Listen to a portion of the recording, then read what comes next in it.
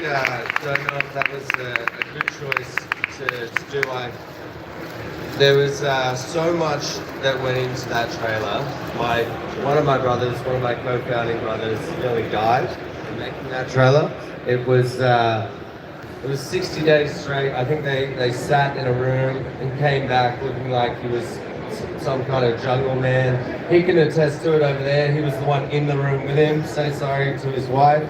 But yeah, that makes me really, really emotional. But this is a topic that I'm super, super excited to talk about. It's something I'm very, very passionate about. I've been in crypto for such a long time, and I really, really think that crypto gaming is going to be the thing that brings mainstream adoption. So, how do we do it? Firstly, it's got to be free to play. It's got to be no barriers to entry. We've seen time and time again over the last 2-3 years that if you put $1,000, $2,000 NFT in front of someone and you have to buy that before you play the game, you might get crypto investors, but you're not going to get the mainstream. You're not going to get the people who play Fortnite. And so you need that risk-free gaming. You need no gas fees. Thank you to Immutable X for creating what you did. And that's how you break down these barriers. Oh, cheers. Cheers. Better do that. I'm Australian. Do a shoey. No shoeys. No shoeys. I literally will be killed if I do a shoey. So, how do we do it? Built in is a non-custodial wallet. So what that means is no talk of NFTs, no talk of crypto, no talk of Bitcoin, any of the lingo that all of us in this room love, none of that. You onboard the players because it's a fun game that they want to play, and then after a little while, once they've gone through the journey, they start collecting these alluvials, which are our creatures in our game. You give them a button that says, hey, by the way, you've actually been collecting these things and they're very, very valuable. You now press a button to seamlessly create a wallet, and all of a sudden, someone who had no idea that they were even playing a crypto game is onboarded into crypto. So that is absolutely critical. My CTO is somewhere in the room here, and he's like, why do you keep on adding things to the build? But it's critical, so we definitely need to do that. Another crazy thing that we did, and there's a bit of a pattern you'll see about Alluvian. It comes from the brothers. We're all a little bit crazy. And so we do things like, let's just give the power back to the community. And we said from the very beginning, actually before our TGE, before we even had a token, let's airdrop a pre-ILV token. Let's set up a decentralized governance structure where not so someone can come along and say, hey, let's not build Alluvium now, let's go build a first-person shooter, or, as my brother likes to joke, a dating simulator. It's more to keep us on the rails, and 100,000 people is way more powerful than our 200 core contributors. The amount of ideas that have come from the community is absolutely insane. So that governance structure, that power that we gave the community is what makes Alluvium so much different to any other game out there, and it's literally never been done before. We've got to start dispelling these myths. NFTs have had a bad rap for the past 4 or 5 years, and rightly so. The reason is there's been so many different scams, but now there are games out there. I don't even know what the game is called out there. The one where there's a dragon. What's going on there? Okay, TCG World, I'm gonna have to check that out, but that's what I'm saying. Real games are coming, and NFTs are soon to be not a scam. So I get it, but at the same time, just stick with it, because this technology is going nowhere. The other thing that NFTs get a bad rap for is being non-sustainable, right? They're very, very bad for the environment, and that's why we chose Immutable X again, because they're 100% carbon neutral. I have friends in real life, friends, as we say. They come to me and they're like, oh, but you're doing a bad thing with this game. Not with Immutable. So again, solutions are being created to make sure that we can make these games because they're so much more powerful than traditional mainstream games. But the main thing is you've got to focus on fun. We didn't do it for the last 3 years. We've been building games to try and make money. And that doesn't bring in gamers. Gamers don't care about money. They do not. They care about telling their mum a lie so they can sit at home and not go to school. That's what they care about because it's fun. It's not a job for them. And how do you do that? You make it immersive. You make it addictive. You make it replayable. And you have to appeal to the nostalgia of when we were young. What were the games that we were playing? How do we invoke that psychology of collecting like when you first played Pokemon? You have to focus on the fun. I cannot drive that point any harder. Giving power back to the players is something that we are obviously very strong about in Illuvium. We absolutely love doing that. And the blockchain gives players something that they've been wanting for decades. Verifiable ownership of assets. Do whatever you want with it, right? We've literally made a marketplace for people to do it. It's the most, if you told that to a mainstream developer, it is the most insane thing in the world. And we said, fuck it, let's just do it. Let's just absolutely, in fact, we built our own marketplace for people to sell them on. You've got to also be able to build a game that's streamable and competitive. And so it's got like this esports scene is turning into something that 10 years ago, Aaron said to me, he goes, you watch, esports will become an Olympic sport one day. And I was like, dude, put the crack pipe down, please. Like, what are you talking about? Now I'm here and I'm seeing it, and we're so close to esports becoming the biggest thing in the world that we have to be making our games streamable and competitive. The other thing that we have up our sleeve is tokens. We have the ability to put on the largest prize pools of any game in history due to our ILV token. We've literally portioned off tokens to do this. So it's not something that, I've been talking about this for if you're in the Discord, I talk about this all the time. This is a real thing. We are going to break records with this token, and we're going to give it to players. And if you think that's not going to bring in Dota players, TFT players, then something's wrong with you, I'm telling you, because they're going to go where the money is. I was debating whether or not I actually put this in, but I wanted to touch on it, right? So this verifiable ownership of assets. World of Warcraft is a really good example of people who come to me and they say, no, but crypto's bad and crypto's for terrorism and crypto's, you know, that you've got all the gambling and stuff on there. What do you think people have been doing in World of Warcraft? Humans are humans. If you say to them you can't do something, they will find a way around it. And so black markets get created. Web3 fixes those black markets. Our black market is the Illuvidex. It's not black, it is white. We want you to go on there. We encourage you to trade on there. And so really want to drive that home that Web2, they're driving this narrative that no, we need to keep all of these assets, we need to keep all of these token stuffs, all of this playership, all of everything. Nothing can be given to the players, we have to keep it all. And once people experience this, they're not going back. They are not going back. If you said to someone right now, go out and capture a Pikachu. We had people, Pokemon Go had people hanging off bridges because they wanted to get that Pokemon that was super rare, nearly dying to get that Pokemon, and yet they don't even own it. Think about it, they did. It's gonna change the world, I promise you that.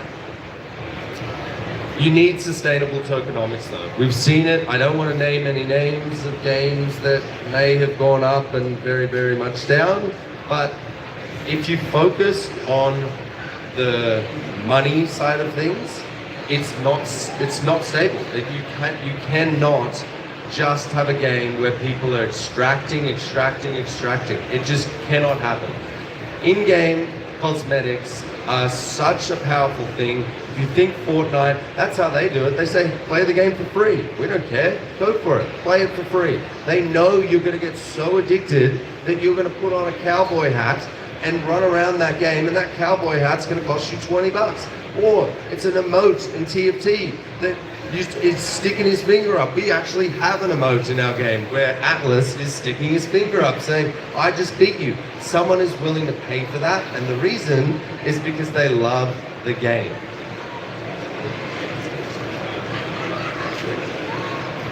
Another thing, just before we get to this slide here, you have to, we put in deflationary aspects, not inflationary, deflationary. So a lot of games will have breeding.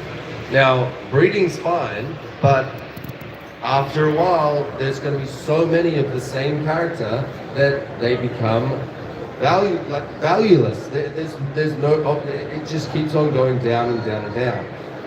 Aaron, our game designer, and my other brother, I've got 50 brothers apparently, and he said, let's fuck that, let's not do breeding, let's not do inflationary, how about we do deflationary? And I'm like, what do you mean? And he's like, let's put in a system where if someone captures 3 alluvials of the same type, you can fuse them.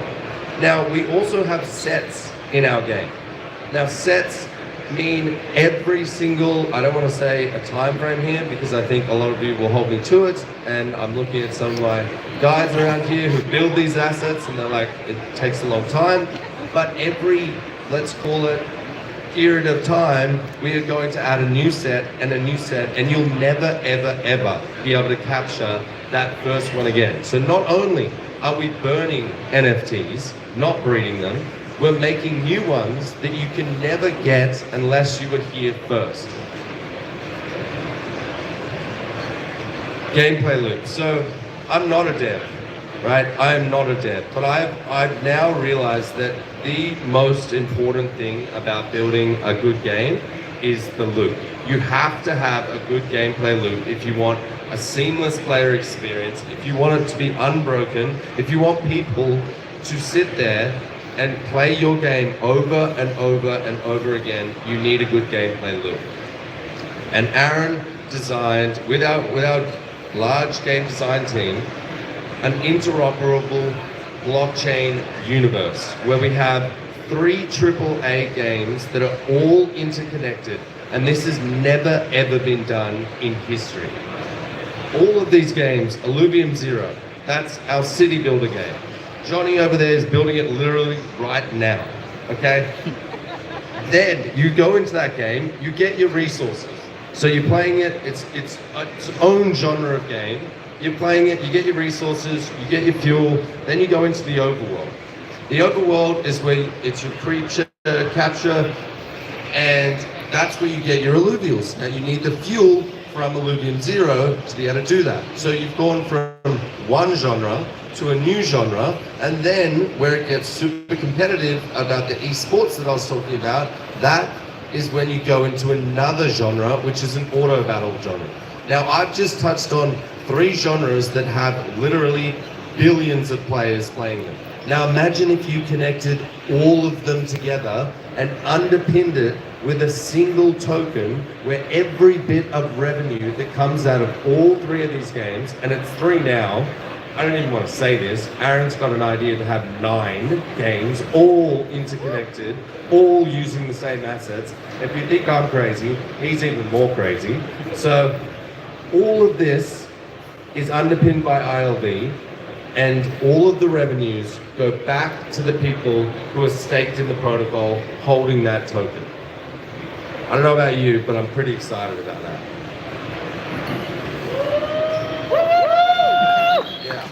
Yeah, he's a freak. He's an absolute freak. It's a privilege to literally to have grown up with the two brothers that I have, and the other brother, which we all know, but we don't talk about him. So, the competitive advantage. We've got 3.5 billion gamers, and there's only 150 million people that are holding crypto. We need to get people to come into this space, and once they do, that's when we have the ability to start recommending different products, and that's when our partnerships will start happening. Where are these people going to bank? If you are sitting there and you're like, okay, wow, now I have a whole bunch of ILV that I've just won through this game that I didn't even know about, I'm now going to turn that into a wallet. Am I going to go buy Bitcoin with that? Am I going to go buy Ethereum with that? There's so many things that we can do from bringing just fun gaming into mainstream adoption. Brand partnerships is another thing that we absolutely need to do. So you look at League of Legends and Louis Vuitton. Think about how crazy that is. When I found, I was like, what? Is that a Louis Vuitton skin in League of Legends? That's the type of stuff that we need to be doing as Web3 brands. And imagine you're sitting there and you go to McDonald's and all of a sudden you open up your Happy Meal and you've got an Atlas in there, right? That's the type of cross integration that we need in order to be able to get mainstream adoption. So this new gaming genre, which is an amalgamation of almost any genre you can possibly think of, we are calling an interoperable blockchain game, an IBG. Not an RPG, an IBG. And I think this is something that is it's not just us. Yes, we are the first to do this, but gamers are going to demand this type of stuff. Franchises won't go, it won't be Call of Duty 1, 2, 3, it won't be Bioshock 1, 2, 3. They will literally start building games into their own universes, and that will create this one mega metaverse. And that's when gamers will demand this stuff. We will not go back. So what does it look like in the next 24 months? Multiple AAA games are being built. I literally had no clue, and I'm like, Grant, our art director, is the biggest stickler for graphics. He's the reason that our graphics look so good. I'm not even joking. If he saw this game, he would be like, fuck. Okay, so they are coming. So multiple AAA games are coming, and I'm so excited about that. We have in this room developers that have worked at Riot, Blizzard. We have artists who have worked at ILM. We have artists that have worked on Star Wars. We literally have people that are starting to adopt crypto, who are smart as anything, much smarter than me, and they're coming. And gamers, once you play this game, once the penny drops, and I'm not even joking, 2 weeks ago I played Overworld, and if you're in Discord, you see how crazy I went. It was maybe a little bit too crazy, and I don't think there ever is too crazy. But once the penny drops and you see how good it is to be able to go from one game to another game to another game, you will never go back to traditional gaming. I assure you of that. And then adoption will be realized. And that's it. Thank you very much for hearing me out.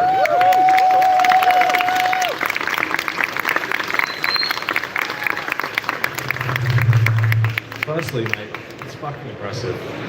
And useful, sorry. Honestly, it's not me. It's my team. It's the team we have are so elite, and it turns out when you give them a bunch of tokens, they kind of work harder. But it's the team. Yeah, legit. I think before we open to the floor for questions, if you have any, let me know.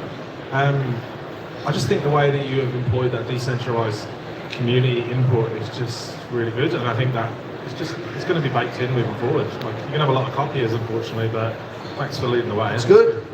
We want that. That's what Web3 is all about. Open source. Like, we've had our tokenomics forked something. The last time I checked, like 35 times. Yeah. do I care? No, I'm proud of that. I'm like, great. It means innovation. Yeah, it's good. Any questions? Hands up. I'll try and run to you. It's like, I'm not very fit. I'll try. Kieran, hey mate, I'm actually speaking with you tomorrow on panel, but I just love the sound of your voice. So, mate, quick question. From what you were describing just then, it sounds like it's going to be very much like Ready Player One, the movie. I don't know if anyone else has seen that, but how you're saying you sort of like jump interoperably between games, is that sort of like a good reference point for people to imagine? It's funny you say that. So Andrew and I were just talking about that out at the booth. I think that's actually in that interview. So Ready Player One is very, very far off. This whole utopian idea of 55 different IPs across Web3 are all going to be interoperable. Will it happen eventually? Yes. But the best I think we can do now is within our own IP, within everyone, within all developers' IP, they can start using the blockchain to make it interoperable. But I think we're still ways off from Ready Player One, and I get hyped. If we were close, I would probably say it. Hey Kieran, I just wanted to say I had a look at the gameplay, and is there some sort of manual or some sort of easier way of understanding how to play? So if you've ever played TFT, I'm a big fan of that. That's Teamfight Tactics.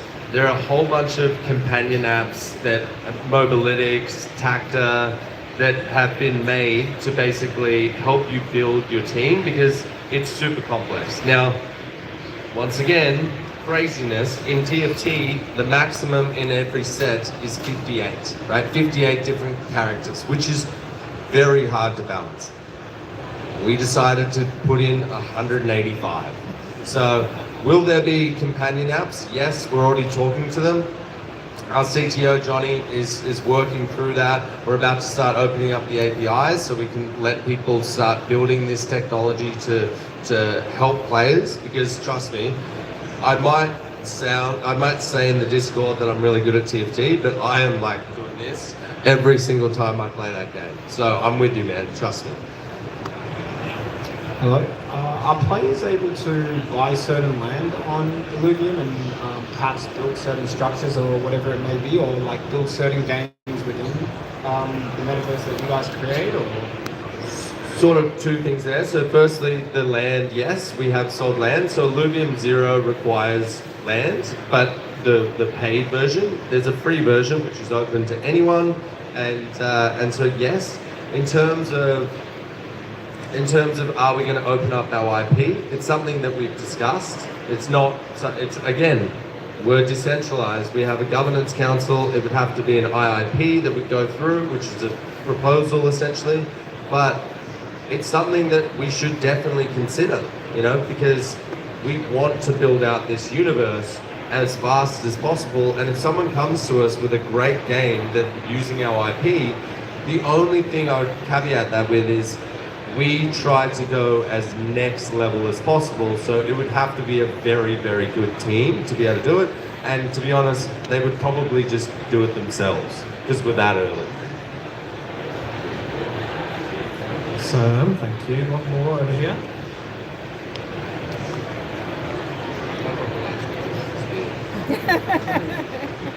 Hi Kieran.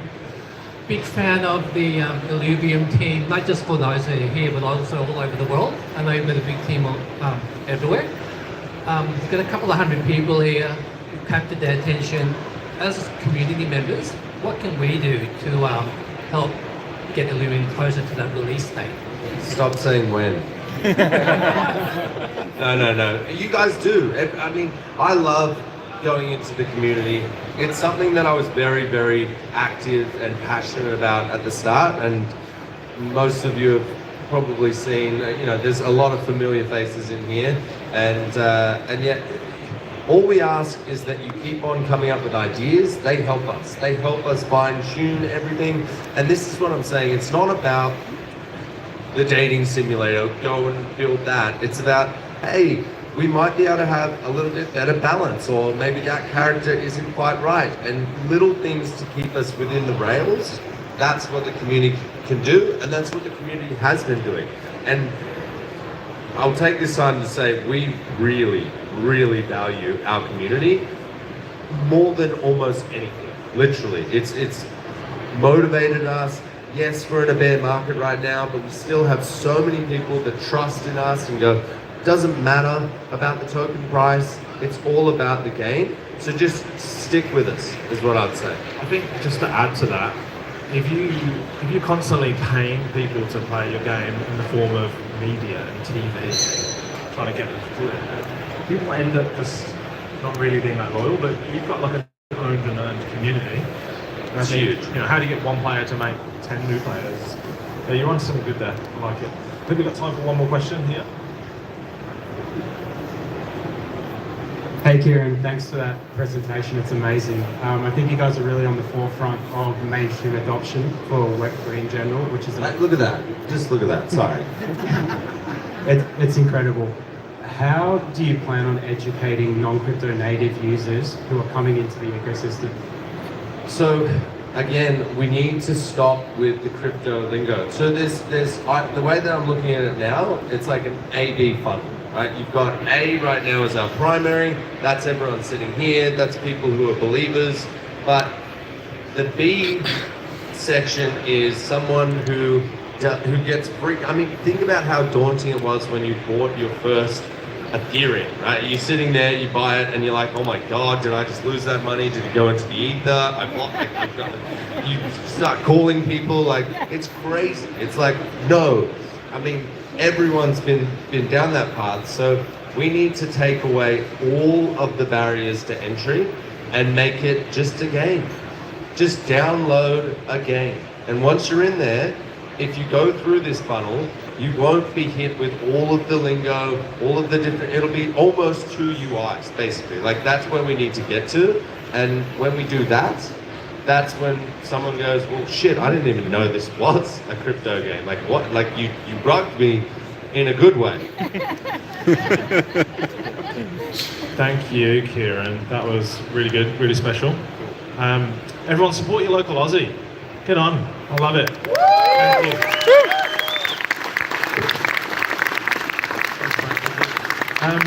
Guys, next up we've got everybody's accountant's favourite software, Coinly, and they're going to be talking through some of the landscape in tax.